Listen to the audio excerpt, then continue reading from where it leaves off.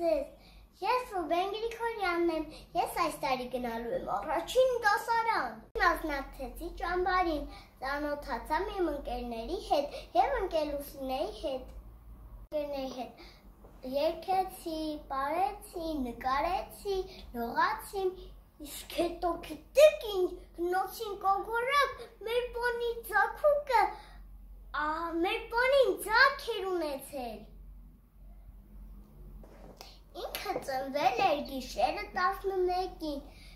նա հազիվ կանգնում էր, գլխով բռնվում էր, պատից կանգնում էր, հենց որ կանգնում էր, ընկնում էր, և հետո գնաց կանգնեց ու գնաց իր մայրիկի մոտ։ Մենք ընդելիք ուրախացինք, ծիծաղեցինք և գնացինք դպրոց նկարեցինք ու պոնին։ Ստեյ թյուն, կհանդիպենք հետո։